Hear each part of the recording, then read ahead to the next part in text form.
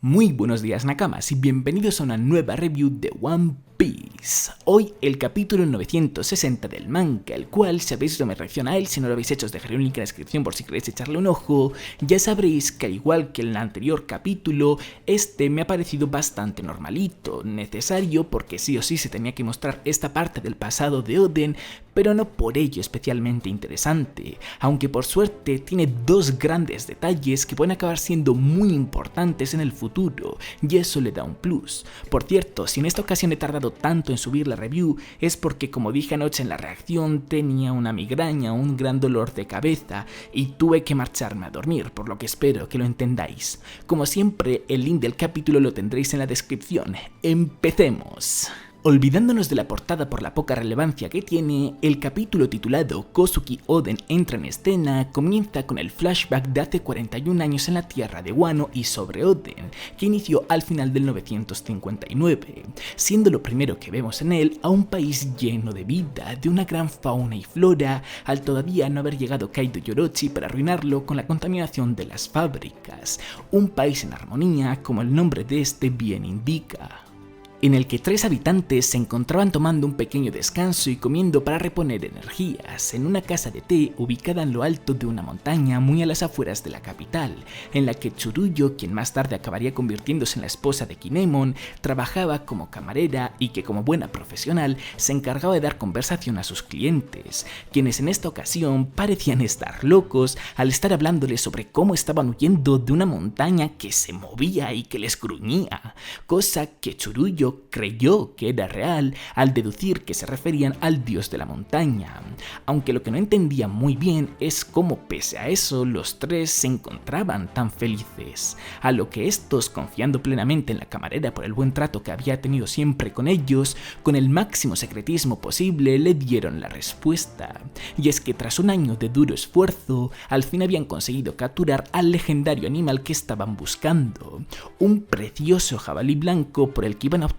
una moneda de oro blanco, es decir, una recompensa muy alta, al ser querido por el jefe Kurokoma, en teoría para ponerlo a las afueras de su tienda como si de un trofeo se tratase y así aumentar su estatus, lo que a Tsuru no le parecía muy correcto, porque este tipo de jabalíes son conocidos como los agentes de Dios, por lo que es mejor dejarlos en paz. Lo que para los 3 clientes era una tontería al ver al jabalí únicamente como una criatura extraña casi imposible de encontrar, cuando de repente Tsuru comenzó a oír unos ruidos extraños provenientes de dentro de la casa del té, para rápidamente averiguar que se debían a Kinemon, quien estaba intentando robarle sin apenas éxito porque Tsuru con una llave de algún arte marcial consiguió neutralizarla al completo, dejándole tumbado en el suelo y comenzando a decirle que se está hartando de que intente robarle una y otra vez, respondiéndole Kinemon que por favor tenga un poco de piedad porque al fin y al cabo se conocen desde niños, hasta se podría considerar que son hermanos en espíritu, por lo que debería de prestarle algo de dinero, una afirmación que a Tsuruyo le parece una auténtica tontería, más aún cuando el dinero que tiene Kinemon lo gasta en apuestas y sobre todo cuando ya le debe muchísimo dinero a la camarera, por lo que ya harta de su comportamiento y con una cara muy amenazante, le dice al que más tarde se volvería su marido cómo cambian las cosas, que la próxima vez que intentase robarle, recuperaría lo que le debe al vender sus órganos, y que por ahora lo que hará será quedarse con todas sus permanencias, incluida la ropa.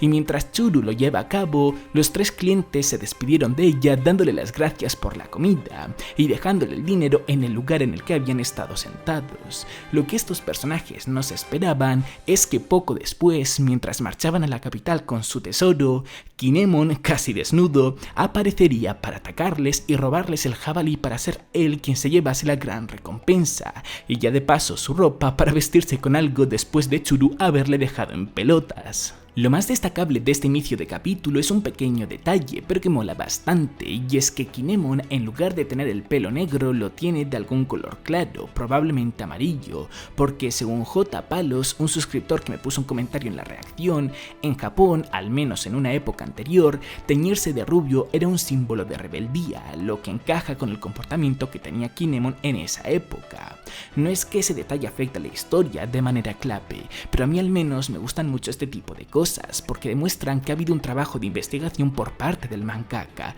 por parte de Oda en este caso, y que por mucha fantasía que haya en una historia, si te basas en algo real, aunque sea para algo muy puntual, tu obra se enriquece porque da una sensación de familiaridad. Siguiendo con el capítulo, cambiamos completamente de frente abierto para llegar al castillo del Shogun, que en ese entonces lo era Kozuki Sukiyaki, el padre de Oden y abuelo de Momonosuke, a quien su consejero le estaba comentando sobre cómo Oden parecía no tener talento para navegar, al ser la 38ª vez que intentaba romper las reglas del país y salir a la mar sin ningún tipo de éxito, más allá de no morir en el intento.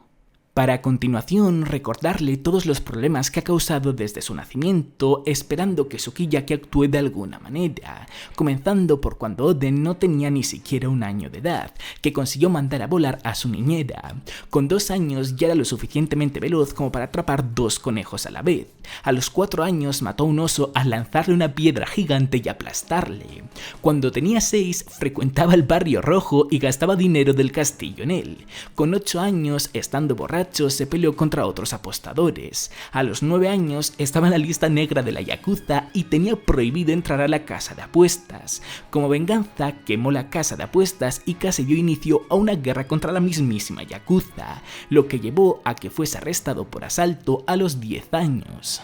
Como preso, con el objetivo de rehabilitarle, le mandaron a trabajar a la cantera, donde encontró su vocación al no parar de subir rangos hasta volverse en el jefe mampostero, notándose ahí su sangre Kozuki, ya que os recuerdo que fueron los miembros de este clan quienes en su día crearon los Poneglyphs. A partir de ese entonces abandonó la cárcel y consiguió reformarse. De hecho, cuando tenía 14 años, la capital sufría de una gran sequía, y con toda su buena voluntad, al no poder soportar ver cómo la gente sufría por ello, se le ocurrió la idea de desviar el río hacia la capital, lo que acabó siendo una pésima decisión, porque de sequía pasaron a haber inundaciones por su culpa, lo que provocó que enviasen otra petición de captura hacia él. A raíz de eso, intentó redirigir el río hacia las afueras del país para huir de él, algo en lo que también falló. A los 15 años amenazó a un monje de un templo de una montaña aislada para que le refugiase. Además, secuestraba a mujeres de la capital por la noche para construir su propio harem,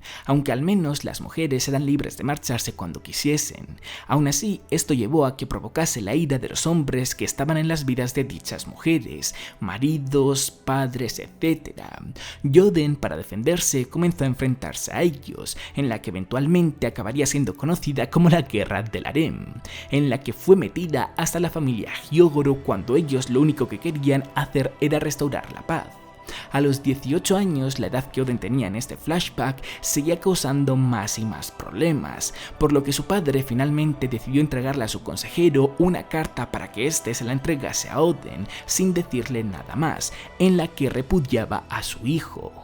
Cambiando de frente abierto, aunque manteniéndonos en la capital de la flor, muy brevemente pasamos a ver cómo Kinemon huía de sus perseguidores diciéndoles que si se esperaban un poco más les iba a pagar todo el dinero que les debía porque iba a cobrar una gran recompensa, lo que sus perseguidores no se creían por el expediente de este, pasando a averiguar que estos perseguidores eran miembros de la familia Hyogoro al contactar con su jefe para informarle de la situación, diciéndoles que cuando capturasen a Kinemon le despellejasen por haberle robado dinero a la gente equivocada, aunque que tuviesen cuidado con él, porque si le enfrentaban en un 1 versus 1, siempre iban a perder al ser él mucho más fuerte que ellos.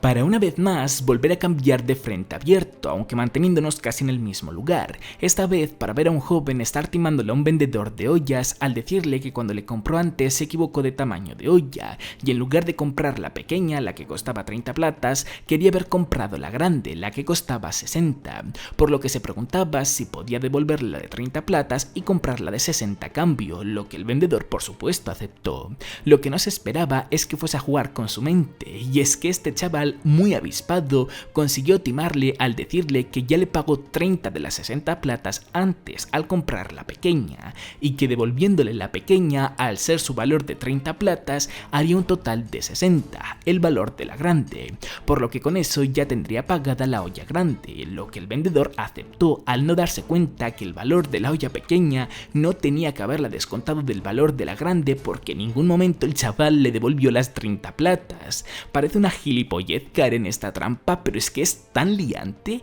que al momento puede costar pillarla. Un jodido genio el chaval, vaya, que por cierto, pasamos a saber su nombre, Denjiro, un huérfano de la capital y el último de los 9 vainas rojas que nos faltaba por conocer. Tras tantas páginas sin poder comentar nada sobre el capítulo porque este no daba pie a ello, finalmente llegamos a uno de los 2 detalles gordos, y es que como muchísimos, pero muchísimos de vosotros me habéis comentado, cabe la fuerte posibilidad de que Denjiro sea Koushiro, el maestro de Zoro durante su infancia y el padre de Kuina, ya no solo por el parecido, porque claramente colaría como su versión joven, sino porque además encaja con la edad, al ser este flashback hace 41 años y tener Koushiro ahora mismo 51, y sobre todo porque por lo poco que se puede ver de la espada que lleva, se parece muchísimo a la Wado Ichimonji que pertenecía a la familia de Kuina y que más tarde fue entregada a Zoro. En principio esta teoría parece tener todo el sentido del mundo, pero hay un pequeño problema,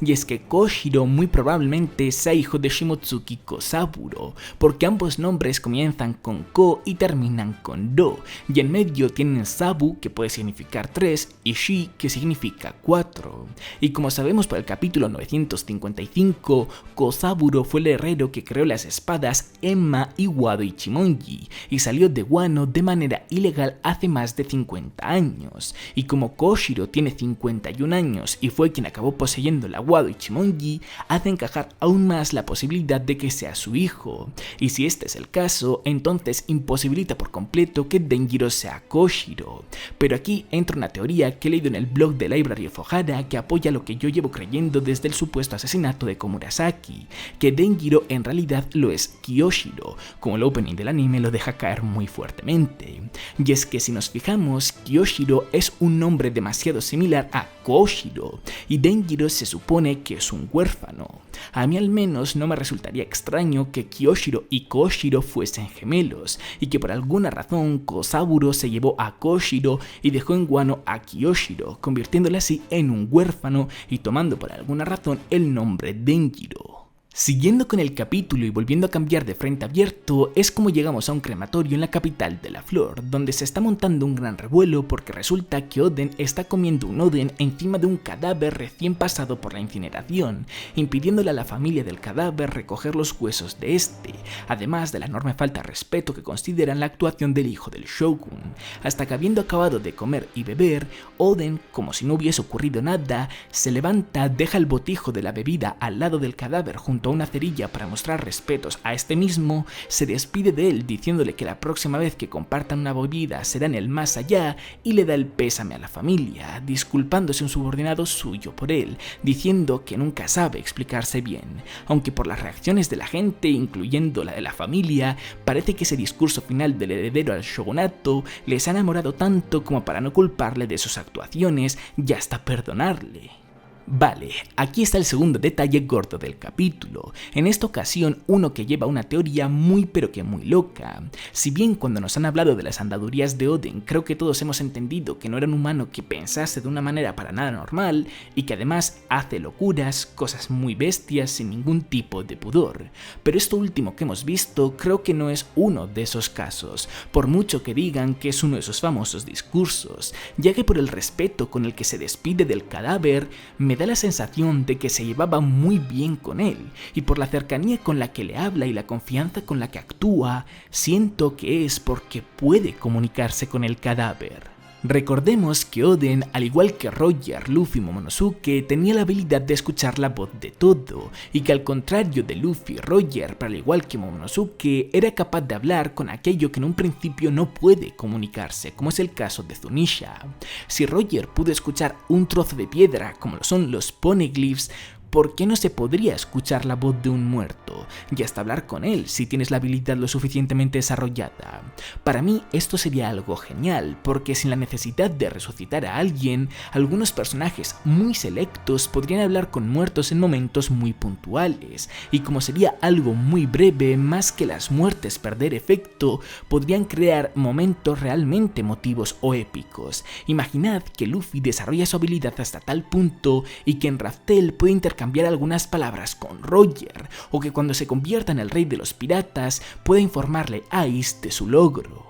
En muchos mangas es muy habitual que el protagonista de alguna manera u otra se pueda comunicar con los muertos porque suele dar pie a situaciones realmente emotivas, y sabiendo cómo es Oda a la hora de introducir recursos complicados que en muchas otras obras meten la pata, como lo pueden ser los viajes en el tiempo, limitándolos y dándoles una explicación coherente, creo que puede usar esta habilidad para ello, porque además de ser coherente en la historia, por ser algo que llevamos viendo desde hace muchísimo tiempo, está limitado a muy pocos personajes y además probablemente a muy pocos usos. Así que, como he dicho antes, aunque sin duda alguna me parece muy loco, como en su día me parecían los viajes en el tiempo, creo que es una posibilidad a tener en cuenta y que a mí me encantaría que se llevase a cabo. Volviendo con el capítulo y entrando en la recta final de este, vemos como mientras Oden anda por la capital, un gran caos se origina en ella, y para su sorpresa no es por él, pasando a preguntarle a su subordinado que entonces por qué es, respondiéndole con una suposición, que probablemente se debe a un incendio porque las campanas llevan sonando un buen rato, pero este hombre no podía estar más equivocado, ya que cuando el hijo del shogun le pregunta a quien está en la torre de las campanas si ese es el caso, le responde con un negativo, y únicamente añadiendo que se debe a algo muy grande al no salirle más palabras de la boca por el miedo que siente. Apartándonos un momento de estos personajes, nos movemos con Kinemon y Denjiro que se encuentran escondidos en un callejón, explicándole Denjiro a Kinemon que no tenía que haber llevado ese jabalí blanco a la capital, porque según cuenta la leyenda, el dios de la montaña, quien hace cientos de años destruyó toda una villa en una noche, es un jabalí blanco enorme, del tamaño de una montaña precisamente, y que si el jefe Kurokoma lo buscaba, precisamente no era para exponerlo, sino que muy probablemente para acabar con la familia Hyogoro al atraer al dios de la montaña por estar este en busca de su cría. Y efectivamente, como vemos unas pocas viñetas después, lo que está causando una gran destrucción no es un fuego, sino un jabalí blanco enorme. Por suerte, Oden escuchó todo lo dicho por Denjiro y estando más que listo para enfrentar a semejante bestia y salvar a su país, es como acaba el capítulo. Pues hasta aquí ha llegado el vídeo, Nakamas. Como siempre, agradeceré muchísimo que os un buen me gusta, que veáis a tope el vídeo si os ha gustado. Recordad que en la descripción tenéis tanto mi Twitter en el que os informo casi al instante de cualquier noticia importante de One Piece y de cuándo son los capítulos del manga en español, como el Twitter y el de Vianor, de que me colgaré las imágenes del manga para que vosotros también podáis tenerlas. Y ya por último, agradecer muchísimo que os suscribáis para muchos más vídeos de One Piece. ¡Hasta la próxima!